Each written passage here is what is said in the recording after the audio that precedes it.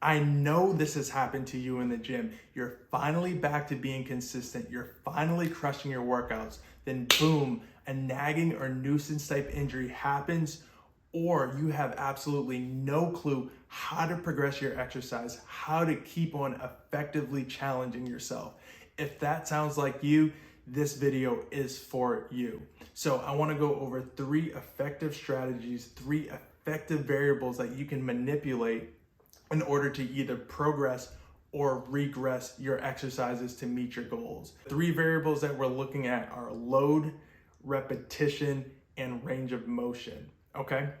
So I like you to go ahead and take one of the variables, manipulate it, and then move on to the next one. It's most effective if you take this one here, test trial it, then move on to the second and the third in that order. So the first one we're looking at is load, or the amount of external resistance that you're holding. So in order to progress it, let's look at that first.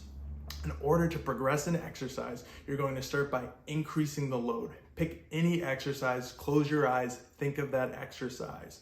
So to progress it or to challenge yourself, increase the load by 5 to 10 pounds and perform the movement the same exact way. After manipulating that variable, move on down to repetition. With that same load you just did, go ahead and increase the repetitions. If you're doing 8 repetitions, move to 12. Move from 12 to 15. That's how you're going to progress that same movement.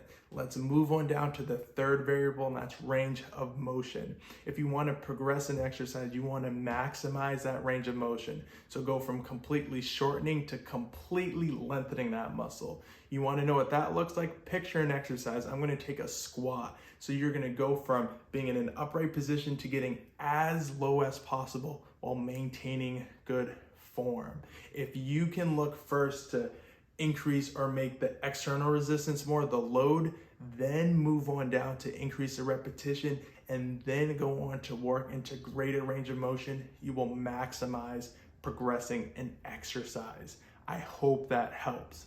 Now let's look on the opposite end. If you're trying to regress an exercise due to an injury or some type of nagging nuisance type deal. Number 1, let's look at the load, all right? Let's start by decreasing the amount of resistance you're doing with that given exercise. Once that has been achieved and you find that helpful, we can look at another variable to manipulate, and that's going to be repetition. So if you're doing 15 repetitions, say you're doing 12 repetitions, say you're doing 10 repetitions, whatever, go ahead and decrease it by a little bit. Decrease it by 3 to 5 repetitions. See how it feels by doing less volume with the same movement. After you manipulated that, let's look at a third one, and that's going to be range of motion. We're going to go from performing a full range of motion to a partial range of motion. From a partial range of motion to a static hold.